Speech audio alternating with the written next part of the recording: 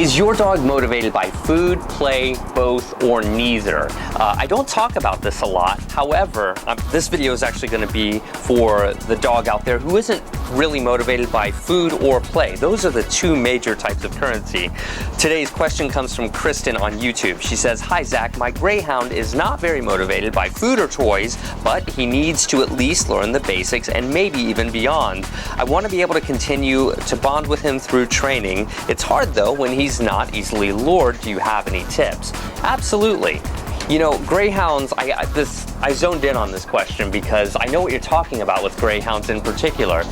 The overwhelming majority of them are very low key. A lot of people think Greyhounds are this high energy dog because they have the reputation for being racing dogs.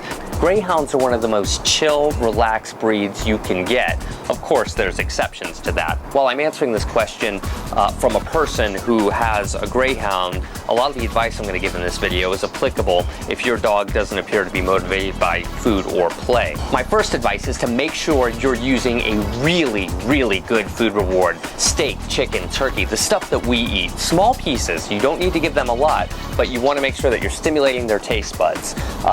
My second question and advice kind of is, does your dog only refuse treats when you're in an unfamiliar environment, or is it in a home environment? It's common for a lot of dogs to not take treats when they're in a situation where they're either more curious about the environment than the food, or they're stressed, or they have anxiety, but there's a number of reasons a dog might refuse treats in an unfamiliar environment. In the same way that we teach kids very differently depending on their learning style, or we should, the same is true of our dogs. We have to make sure we're taking into account our individual dog. In general, when you're working with a dog like a Greyhound or a very chill dog, they often tend to be very sensitive dogs as well, so we should be very patient and kind in our approach with them. Don't be in a hurry to try and get the obedience down. Not every dog is cut out to be an obedience champion. I often take advantage of real life situations to train a dog who doesn't seem to be motivated by food or play. For example, every once in a while they might perk up and try and break stay or run after something. Being a Greyhound, that happens. That's a good opportunity to teach stay to them in much the same way that you would see in some of my videos, though slightly modified. A good time to practice come when called with a dog that's not heavily motivated is by telling them what they're doing as they're doing it. So as they're coming to you, you would say come, and you would let them know that you appreciate the behavior with a nice pat on the head, but make sure they feel that sincere appreciation.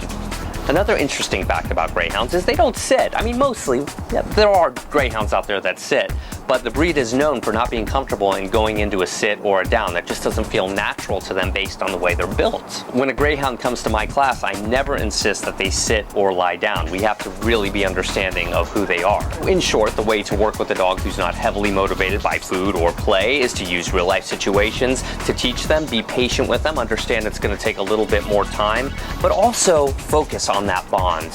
Focus on prioritizing your relationship, and you'll find that training happens faster whenever you do that, regardless of whether or not your dog is motivated by food or play. Anyway, I hope this video helps. Again, tell me in the comments below, what is your dog's favorite reward in the entire world, or do they not have one? Click thumbs up if you like the video, and we'll see you guys in the next video. Bye.